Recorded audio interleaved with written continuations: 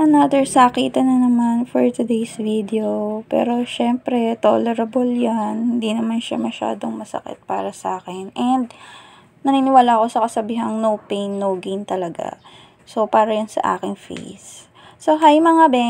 So, ito nga pala yung aking face. Bale, second session ko na nga pala to ng pagma-microneedling. So, ito, papakita ko sa inyo. Gamit ko nga pala ang aking Hello Trip na lalagyan ng skincare. So, yan. Meron ako dyang Dermastamp. Ito yung microneedle na gagamitin ko. And also, yung pinaka-the best. Yan, TCC Collagen Booster para sa aking face after ng microneedling. So, bali mga be, itong Dermastamp na to is merong 0 to 3 mm na haba. Papakita ko sa inyo. Yan. Pero syempre, ang gagamitin lang natin is 1.5. So, wag niyong hahawakan yung tip niyan, please. Para lang sa ano nyo, para safe na safe. So, alcoholan muna natin siya. So, ganito yung ginagawa ko. Na-alcoholan ko muna yung lalagyan. Pinupuno ko yan ng, hindi naman puno, kalahati lang. Then, ibabad natin siya for 10 minutes. Shake, shake. So, ayan, 10 minutes na. Kinat ko na yun. At madami naman akong ginawa ng 10 minutes na yun. So, bale, ayan, ida-dry lang natin siya. Dry nyo lang sa hangin. Pwede na yan. Tapos, isa-set ko siya sa 1.5 mm para medyo deep na. So, yun, hanggang 1.5 mm lang talagang gagamitin ko dito. Kasi, hindi masyadong malalim yung scars ko. Hindi siya super duper deep. Talagang, makikita mo pa rin na nakakaya pa rin naman ng filter. 'Di ba? So, ayan, nilalagyan ko muna siya ng TTC sa face para layer, ganyan. Pasensya na kayo sa boses ko. Ang sakit talaga ng lalamunan ko pa din. So, yan. Kailangan malinis, nakapaghilamos bago kayo maglagay ng, or bago kayo mag-microneedle. So, kailangan malinis yung inyong face. Bali, ang gamit ko palang sabon is Hikari Skin Essentials. Bali, yung sabon na mild lang talaga na Kojic. So, ayan, upward stroke lang din yung gagawin nyo. So, medyo, sa una, siya talagang masakit. Hindi naman siya totally masakit. Pero kasi, mataas kasi yung pain tolerance ko. Ewan ko lang din sa inyo. So, mataas talaga yung pain tolerance ko kahit nasusugatan na pala ako, parang hindi ko na lang nararamdaman. So, pero yan kasi, pag nagma-microneedle ako, lalo na pangalawang beses ko na to, na nag-Dermastamp. Kasi last Saturday gumamit ako. Pero hindi ko siya vinidyohan kasi gusto kong ma-experience din talaga. So actually guys, share ko lang din sa inyo na hindi ko first time mag-microneedle. First time ko na gagamit ako ng ako yung gagawa.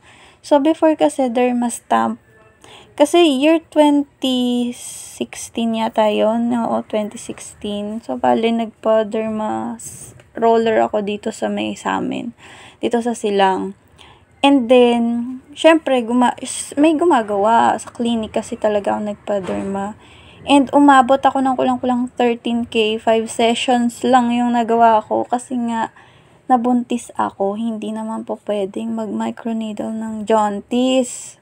Tinanong ko din yan dun sa doktor and ayun nga yung sabi, so stop muna. Kaya nagkaroon talaga ako ng matinding pimples, so lalaki pa naman yung anak ko. Nasayang lang yung aking almost 13K.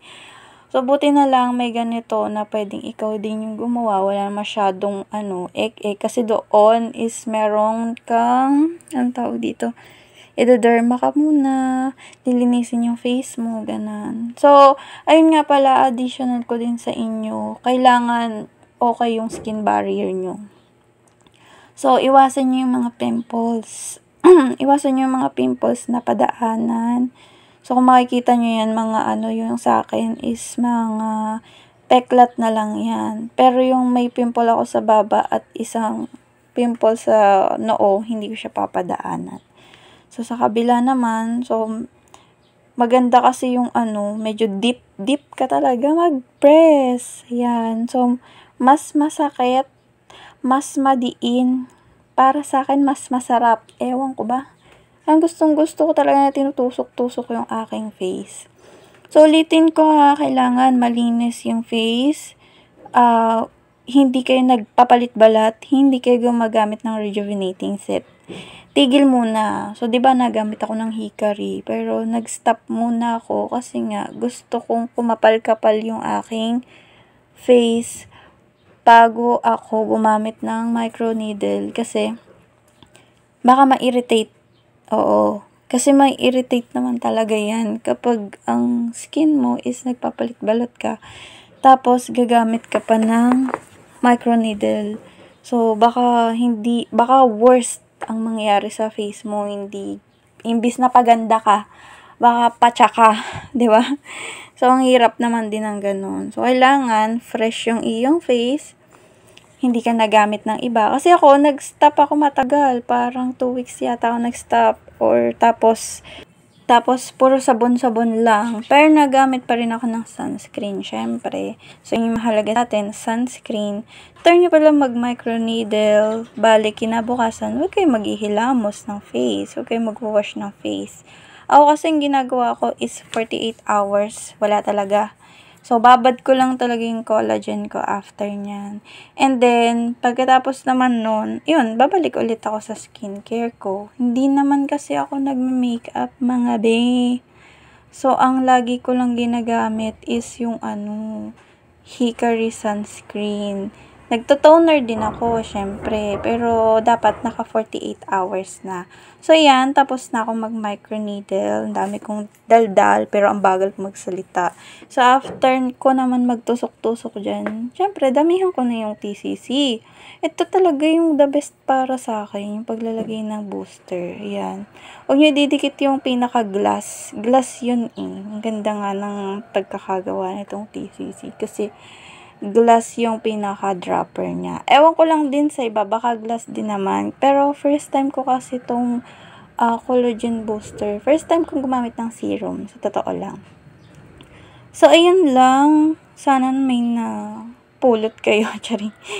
Sana nakatulong to kung gusto nyo para sa inyong deep scars, kung nai-insecure din kayo kasi bakit yung iba kahit nagkaka-pimple hindi umuukab, no?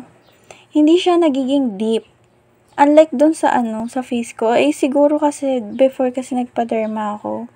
So yun lang. So thank you for watching, and kung gusto nyo subaybayan ang aking journey, so why not? Paki-follow na lang ako sa aking mga social media accounts. Yun lang. Bye-bye!